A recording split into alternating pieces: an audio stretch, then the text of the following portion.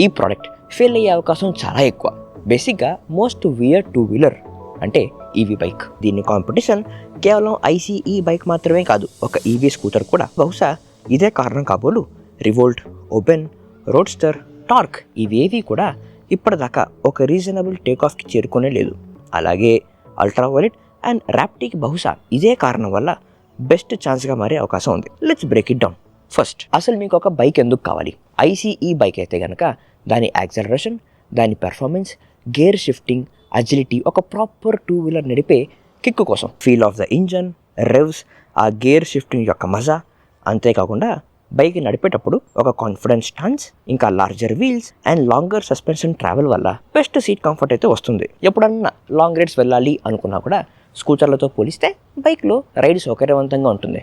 అయితే దాని గురించి స్టోరేజ్ లేకపోయినా పర్వాలేదు, థర్డ్ పార్టీ క్యారియర్స్ లేదా ప్యానియర్స్ కొనుక్కొని బైక్లో స్టోరేజ్ క్రియేట్ చేసుకోవచ్చు, లేదా ఒక బ్యాక్ ప్యాక్ని భుజాన వేసుకుని కూడా వెళ్ళిపోవచ్చు. And in ICE world high performance బైకులు పక్కన పెట్టేస్తే దాదాపు ప్రతి బైక్ ఆ ప్రైస్ రేంజ్లో వచ్చే స్కూటర్లతో పోలిస్తే మైలేజ్ ఎక్కువగానే ఇస్తుంది. అంటే ఒక ఐసీఈ స్కూటర్కి అయ్యే ధరనే ఐసీఈ బైక్కి పెట్టడానికి వెనకాడరు. అంతేకాకుండా ఆ రైడింగ్ ఎక్స్పీరియన్స్ కోసం అంతకంటే ప్రీమియం అమౌంట్ పెట్టడానికి కూడా వెనకాడరు. And it make sense also. ICE bike has a unique value to it. అయితే ఒక పీస్ఫుల్ రైడ్ కావాలి ట్రాఫిక్లో, ఈ క్లచ్ ఇంకా గేర్ చేంజింగ్ తలకాయ నొప్పి వద్దు అనుకుంటే స్కూటర్లు ఉన్నాయి. వాటిలో బైక్లో కంటే కాస్త ఎక్కువ స్టోరేజే వస్తుంది అండ్ ఇవి ₹1,00,000 కంటే తక్కువ ధర కూడా వస్తాయి.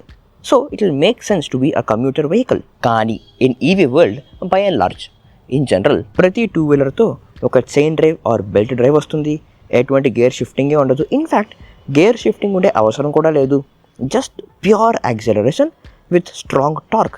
అండ్ అఫ్ కోర్స్ ఇది ఇన్స్టెంట్ యాక్సలరేషన్ అయితే ఇస్తుంది, కానీ 40 kmph స్పీడ్ తర్వాత దాదాపు ప్రతి ఈవీ టూ వీలర్ స్లో అయిపోతుంది. ఇంకా స్పెసిఫిక్ టు ఈవీ స్కూటర్స్ మాత్రమే చూస్తే అందులో మీకు చాలా మంచి స్టోరేజ్ కూడా వస్తుంది. అతి ముఖ్యంగా పెట్రోల్ ఖర్చు అయితే మీకు ఖచ్చితంగా తగ్గిస్తుంది, which is really practical for short commute use case.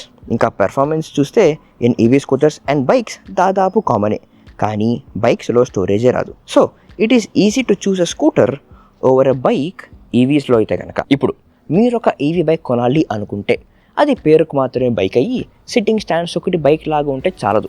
దానికంటూ ఒక యూనిక్ వాల్యూ ఉండాలి. ఒకటి, అది ఒక యూనిక్ పెర్ఫార్మెన్స్ ఇవ్వాలి, లైక్ అల్ట్రావైలెట్ బైక్స్, లేదా రేంజ్ యాంగ్జైటీ గురించి చాలా మంచి సొల్యూషన్ తీసుకొని రావాలి, అండ్ ఒక భారీ బ్యాటరీ ప్యాక్తో రావాలి, అండ్ ఒక స్టాండర్డైజ్డ్ ఫాస్ట్ ఛార్జింగ్ కనెక్టర్తో రావాలి, లైక్ ర్యాప్టీ ఈవీ. ఇంకా మ్యాటర్ ఏరా ఉంది. వీళ్ళైతే అవసరానికి మించి చాలా మంచి ఇంజనీరింగ్ చేసి ఈవీ బైక్లో గేర్లను తెచ్చారు. అసలు నిజానికి ఈవీ బైక్లో గేర్లు పెట్టే స్పేస్ లేదు. ఆ స్పేస్ క్రియేట్ చేసుకొని తీసుకున్నారు. ఆ గేర్లు ఇవ్వాలి, ఆ గేర్లు మార్చి ఆ ఫీల్ ఈవీ బైక్లోకి తీసుకురావాలి అనే ఉద్దేశంతో. ఇక్కడ కూర్చొని మనం ఈజీగా అసెస్ చేయొచ్చు, ఇందులో ఇది బాగాలేదు, అందులో అది బాగాలేదు అని చెప్పి మనం చెప్పొచ్చు. ఆ పాయింట్ కరెక్టే. కానీ ప్రతి ఈవీ బైక్, ఈవీ బ్రాండ్ కూడా ఇప్పటిదాకా ఫ్యాక్ట్ ఈజ్ ఎనఫ్ బండ్లు అమ్మలేదు. ఒక మార్కెటింగ్ బజ్ క్రియేట్ చేశారు, మనందరం ఆ బండ్ల గురించి మాట్లాడేట్టుగా చేశారు, కానీ సరిపడా బండ్లు ఇంకా అమ్మలేదు. అమ్మిన బండ్లు చాలదు to create and impact in the market. చాలా క్లియర్గా ఐసీఈ బైక్లో ఉండే ఒక యూనిక్నెస్ చూశారు. దాంట్లో ఒక్కొక్క విషయంగా ఒక్కొక్క బ్రాండ్ వాళ్ళ ఈవీ బైక్స్తో ట్రై చేస్తున్నారు ఒక నమ్మకంతో. అంటే బహుశా ఎక్కువ పెర్ఫార్మెన్స్ కావాలి కాబోలు, గేర్ షిఫ్టింగ్ కావాలి కాబోలు అని చెప్పి ఆశిస్తూ ఒక్కొక్క బైక్లో ట్రై చేస్తున్నారు. Now don't get me wrong, నేను రివోల్ట్, ఓబెన్, మ్యాటర్, ర్యాప్టీ ప్రతి బండిని దాదాపు 100 కిలోమీటర్ల పైచులకే నడిపాను. Ultraviolette F77 and Ola roadster కూడా టెస్ట్ చేశాను. అండ్ ఎస్, ఆ బైక్స్ని స్కూటర్లతో పోలిస్తే బైక్లు నడపడం చాలానే ఎంజాయ్ చేశాను. ఆ బైక్స్ వర్ అజైల్, స్పోర్టీ, ఇంకా సస్పెన్షన్ బాగుంటుంది. More travel for suspension compare to scooter. Large 17-inch wheels కాబట్టి రోడ్లు బాగాలేకపోయినా చాలా మంచి రైడ్ కంఫర్ట్ వచ్చింది. ఇన్ఫ్యాక్ట్ ప్రతి బైక్ నడిపిన వెంటనే ఆ బండిని బుక్ చేసుకుందాం అనే ఫీలింగ్ అయితే వచ్చింది. కానీ అలా అనిపించిన వెంటనే నెక్స్ట్ 2 minutesకే కుండబద్దలు కొట్టినట్టుగా రియాలిటీ హిట్ అయింది. ఇప్పుడు ఏంటంటే ప్రతి బైక్ 1,50,000 పైచులకు ధరకే వస్తుంది. ఇంకొన్ని బైక్లు అయితే ఓవర్ 2 lakhs ఖర్చు అవుతుంది. ఆ ప్రైస్ ట్యాగ్కి ఒక స్కూటర్ ఆ బైక్ కంటే ఎక్కువ ఫీచర్లే ఆఫర్ చేస్తుంది. సరే, ప్రైజు ఫీచర్లు పక్కన పెట్టేస్తే ఆ బైక్లో కనీసం లాంగ్ రైడ్కి వెళ్ళొచ్చా? వెళ్ళలేం. Then it doesn't make sense అని చెప్పి వెంటనే ప్రతి బుకింగ్ని క్యాన్సిల్ చేసుకున్నా. ఇప్పటిదాకా ఒక ఈవీ బైక్లో ఏమేమి ఆఫర్ చేస్తున్నారు అనేది చూసాం. ఇప్పుడు అసలు ఏం ఆఫర్ చేస్తే బాగుంటుందో చూద్దాం. ప్రతి ప్రోడక్ట్కి ప్రైస్ టు వాల్యూ ఒక రేషియో ఉంటుంది. ఒకవేళ ప్రైస్ ఎక్కువయ్యి వాల్యూ తక్కువైతే అకారణంగా ఖరీదైనదిగా అనిపిస్తుంది.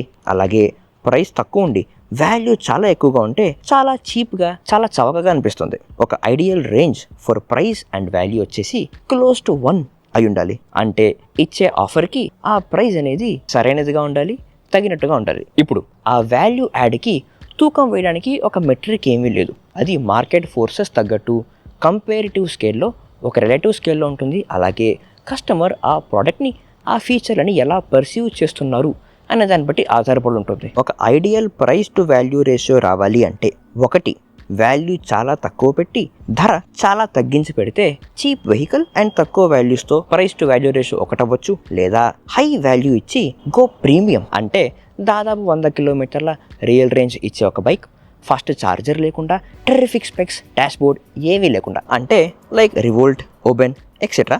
ఇవి దాదాపు 1.2 lakhs కంటే తక్కువ ఆన్ రోడ్ ప్రైస్కి వస్తే they will be of good value. అంటే these bikes should be cheaper than a scooter. అప్పుడే స్కూటర్లతో పోలిస్తే తక్కువ ఫీచర్లు ఇచ్చే బైక్ అయినా ఇది చౌకగా ఉంటుంది కాబట్టి కన్సిడర్ చేసే అవకాశం ఉంది.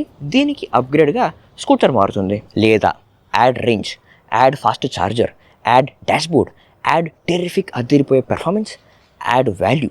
అప్పుడు ఒక ప్రీమియం ప్రైస్ ట్యాగ్ ఇచ్చి ఈ ప్రీమియం వాల్యూతో వచ్చే బండిని ప్రీమియం కాస్ట్కి అమ్మొచ్చు, అల్ట్రా వైలెట్ లాగా. అప్పుడు దీన్ని వేరే ఏ ఈవీతో పోల్చడానికి వీలే లేకుండా ఒక యూనిక్ ప్రోడక్ట్గా మారిపోతుంది. Any product in between this is bound to fail. ఇప్పుడు అయ్యే విధంగా ఇప్పుడు ఈ లెక్కన ప్రతి ఈవీ బ్రాండ్ వాళ్ళ ఈవీ బైక్తో రాంగ్ మార్కెట్ని టార్గెట్ చేస్తున్నారు. కానీ ఒకే ఒక్క bike that I felt that will make sense వచ్చేసి ఓలా రోడ్స్టర్. కానీ అందులో చాలా technical issues, reliability issues, poor build quality, చాలా బ్యాడ్ సర్వీస్, ఈ బ్యాడ్ ఓలా రెప్యుటేషన్ మొత్తం ఈ రోడ్స్టర్ బైక్కి కూడా రబ్ ఆఫ్ అయిపోయి దాని సేల్స్ కూడా అఫెక్ట్ అయింది. దాని మ్యానుఫ్యాక్చరింగ్ కూడా బాగానే డిలే అయింది అనుకోండి. And there were other brands too. వాళ్ళు కూడా ఒక బడ్జెట్ బండిని ట్రై చేశారు, like Revolt, RV1+ and Oben EZ. ఇవి రెండు కూడా దాదాపు ₹1,00,000 ఎక్స్ట్రా రూపీస్కి వచ్చే బండ్లే. కానీ ఇవి కూడా ఎక్కువ అమ్ముడు పోలేదు. మార్కెట్లో తగినంత ఇంపాక్ట్ క్రియేట్ చేయలేకపోయింది. దానికి 2 రీజన్స్ ఉన్నాయి. ఒకటి, రివోల్ట్ RV1+లో రైడింగ్ ఎక్స్పీరియన్స్ చాలా చండాలంగా ఉంటుంది. Very bad ergonomics, thin seats, very stiffer suspension, అసలు రైడ్ ఎంజాయ్ చేయలేరు. అండ్ 2, వీటి రెండిట్లో అండ్ ఇన్ ఓబెన్ కూడా features are very very basic. అంత డబ్బులకి వర్త్ ద ఇన్వెస్ట్మెంట్గా అనిపించదు. అండ్ ఓబెన్ అయితే ఫంకీగా, చూడ్డానికి కూడా రాడికల్ లుక్తో ఉంటుంది. కానీ అల్ట్రా వైలెట్ మాత్రం బాగా వాల్యూ యాడ్ చేస్తూ మంచి రేంజ్ అండ్ ఫీచర్లతో ఒక ప్రీమియం మార్కెట్ని టార్గెట్ చేస్తున్నారు. ఎస్, వీళ్ళ సేల్స్ తక్కువే, కానీ ఆ తక్కువ సేల్స్తో కూడా మార్కెట్లో ఎనఫ్ బజ్ క్రియేట్ చేశారు. ఒక ఇంపాక్ట్, ఒక పాజిటివ్ వర్డ్ ఆఫ్ మౌత్ అయితే క్రియేట్ చేశారు. అండ్ దట్ క్లియర్లీ షోస్ మార్కెట్లో ఇంపాక్ట్ క్రియేట్ చేయదగ్గ అవకాశం ఉంది. అయితే వాల్యూ మీద ధ్యాస పెట్టి, రైడింగ్ ఎక్స్పీరియన్స్ మీద ధ్యాస పెట్టి నిజంగా వాల్యూ యాడ్ చేస్తేనే ప్రతి బ్రాండ్కి ఈజియెస్ట్ సొల్యూషన్ వచ్చేసి ప్రతి బైక్లో స్టాండర్డ్ ఛార్జింగ్ కనెక్టర్ తీసుకురావడం. అది తెచ్చేస్తే ప్రతి బైక్లో ఫాస్ట్ ఛార్జింగ్ సపోర్ట్ చేస్తుంది. ప్రతి బైక్కి ఒక ఫండమెంటల్ గ్రౌండ్ అనేది వచ్చేస్తుంది. Compare to adding more performance, adding range, nice features, dashboard, nice looks, వీటన్నిటితో పోలిస్తే ఛార్జింగ్ కనెక్టర్ పెట్టడం చాలా సులువు. అది తెచ్చేస్తే గ్రౌండ్ ఈ సేమ్. ఆ తరువాత నెక్స్ట్ లెవెల్గా చూడొచ్చు దేని లుక్ బాగుంది, దేని పెర్ఫార్మెన్స్ బాగుంది అని చెప్పి సెకండ్ లేయర్ ఆఫ్ అనాలిసిస్లో వస్తుంది. కానీ it is still a long journey. In short, ఇది ఈవీ బైక్స్ యొక్క స్టోరీ. ఒక వియర్డ్ ప్రోడక్ట్. ఐసీఈ వరల్డ్లో లాగా స్కూటర్ టు బైక్ ఒక న్యాచురల్ ప్రోగ్రెషన్గా అనిపిస్తుంది. కానీ ఇన్ ఈవీ వరల్డ్ అలా కాదు. It is a thin line for EV bike to work. I hope next year చాలా ఇంట్రెస్టింగ్ ప్రోడక్ట్స్ రావచ్చు అని ఆశిస్తున్నాను. మరి దీని గురించి మీకు అనిపిస్తుందో మీరు మా కమెంట్స్లో తెలియజేయండి. చలో.